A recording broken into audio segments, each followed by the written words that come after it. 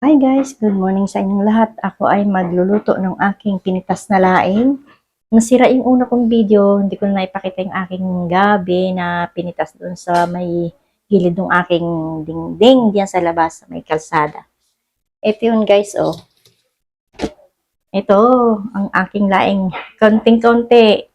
Konti lang talaga siya. Inagaw ko lang siya sa insekto kasi ini-insekto at saka natuyo. Kaya inagaw ko na rin siya, sayang naman. At namiss ko na rin ang gulay na laing. Ito, hiniwa-hiwa ko na ang aking mga isasahog.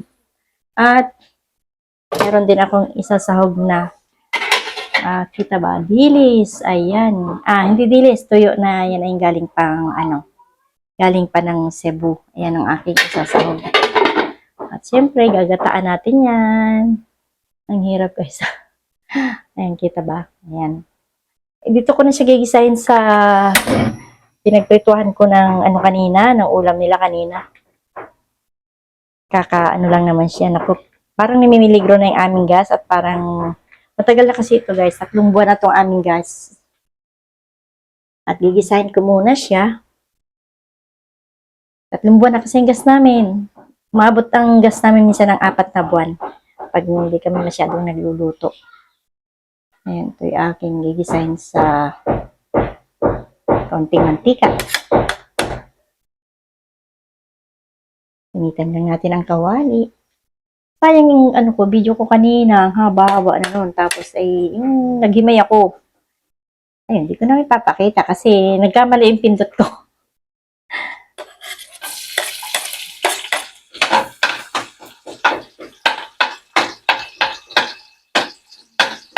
Ayan, may mga itim-itim pa kasi yung mga ulam-ulam pa kanina. Mainit pa nga yung kawali.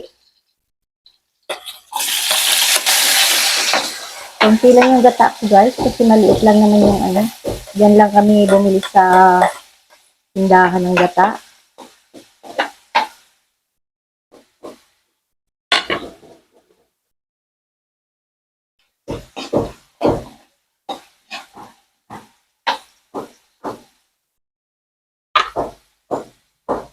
Siyempre, kuha tayo ng suka. At yan ay may kaunting suka. Kalimutan ko palang ilabas yung mga gagamitin ko.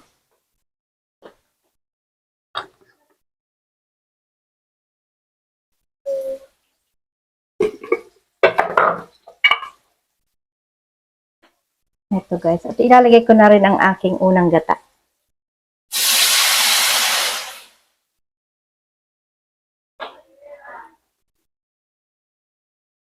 Naku, may tao pa yata. May nagtatawag. Yan ko ilalagay ang aking dahon na ayan, pumula yung aking sabaw kasi may nga. Parang may nagtatawag sa labas. Busy pa naman ako dito. Ano ba yan? Taksan ko ng konti ang aking apoy. Tama na guys. Hindi ko alam, baka mamaya masira na naman yung aking pagkakapindot ng aking, ayan. Ito na guys. Talagyan ko naman ng patis.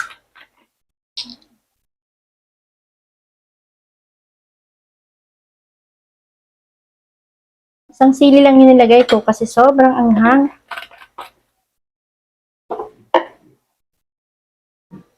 Nalagay ko na rin ang aking dilis. Ito siya guys. Hindi pala siya dilis. Ito, anong tawag dito? Ba itong isda na anong tawag dito? Hindi ko maalaala.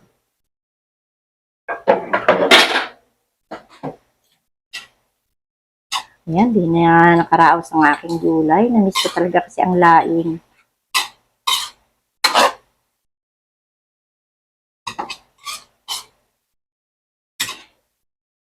Kahit pa paano, pag may tanim ka, di ba, ang laking bagay. Makakaluto ka kahit pa paano ng gulay. Papakanabangan ko na yung mga tanim-tanim ko dyan, guys. Kahit na gaganyan-ganyan siya, nasa gilid lang ng dingding sa labas. Ng aking pangalawang gata, ay unang gata, ilalagay ko na siya. Sayang pala kasi yung sili, parang hindi ko naramdaman yung anghang na sili. Lagyan ko na lang kaya siya ng tawag dito. Meron naman ako dyan chili oil. Lagyan ko na lang siya ng chili oil. Ayan guys, ang aking laing.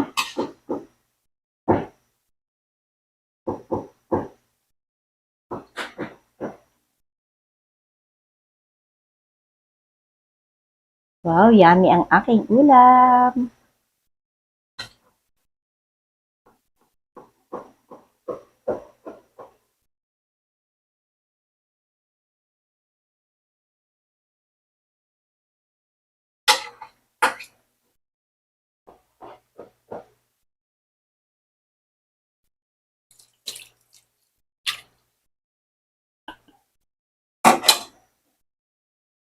Lalagyan ko na lang pala siya ng konting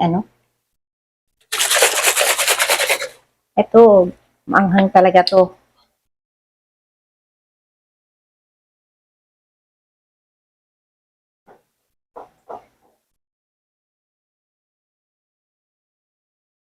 Konti pa. Hindi ko na kasi siya nilagyan ng paminta. Umula yung sabaw kasi nga ito pinaglutuan ko na ulam kanina. Sabi ko pampalasa din 'yan, 'di ba? Oh, dagdag panlasa din 'yan, pampalasa.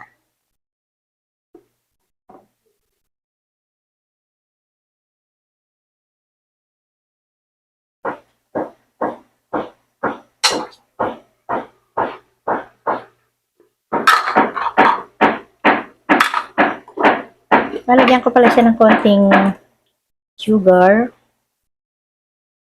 para ang lasa ay medyo mas masarap. Ganyan guys ang gawa namin. Naglalagay talaga kami ng konting sugar sa laing.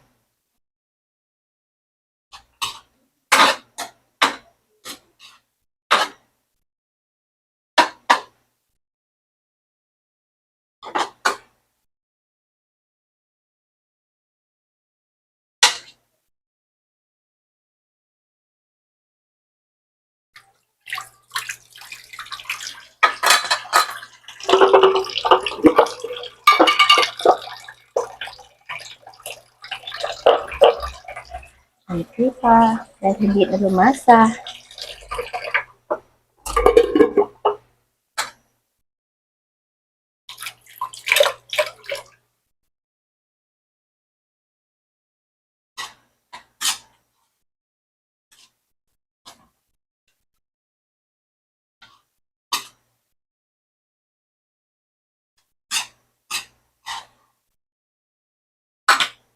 Naan ko na lang ng apoy.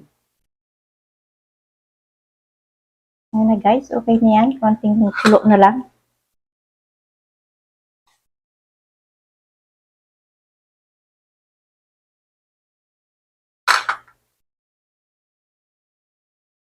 Hi guys, maraming salamat. Please like, share, and subscribe.